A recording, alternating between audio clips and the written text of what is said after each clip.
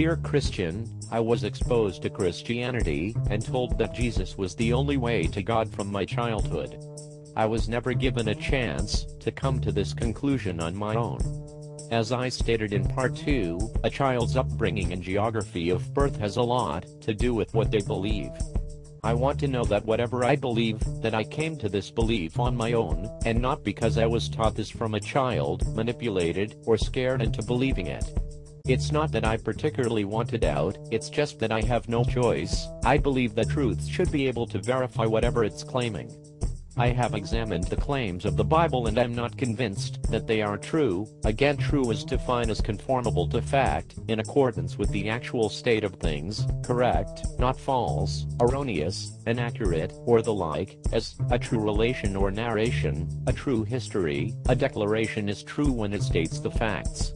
Some people may even wish them to be true, but we should not be so naive to think that something can be true or false just because we desire it. There must be some reason, beyond wishful thinking. There must be provable evidence. I'm sure you agree. You certainly doubt that thunder is caused by the anger of Zeus, or that Allah, Krishna, or Baal is the one true God. In fact, we find it easy to laugh at the notions of other faith systems.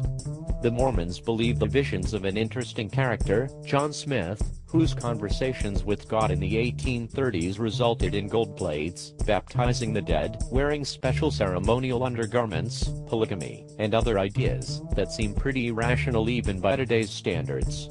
We criticize and debunk Muslims for thinking, especially after September 11th, that martyrs of Islam are receiving their great reward of 72 virgins in heaven. We laugh at Jehovah's Witnesses for believing that only 144,000 people will go to heaven to rule with God and Jesus. We ask, why do they go out witnessing if this is true, or why do they refuse to get needed medical help like blood transfusions and so forth?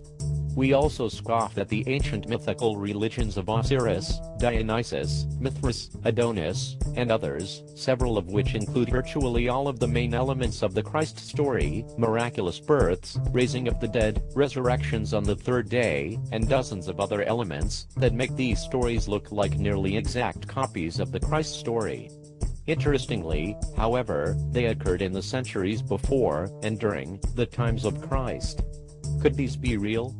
Of course not, we laugh. Oh, but a revelation or a religious faith certainly is the truth. Like me, you see them as myths and fairy tales created to explain the unknown, to give life some kind of meaning, to enhance culture, or to empower the ruling caste. They are born in human imagination, and can be explained without reference to a supernatural world. There are many gods, which we reject. The reasons that you might give for your skepticism in gods like Zeus, Krishna, Allah, Ahura Mazda or Thor, is the same reasons I would give for my skepticism. It is the lack of evidence. Please continue to part 4.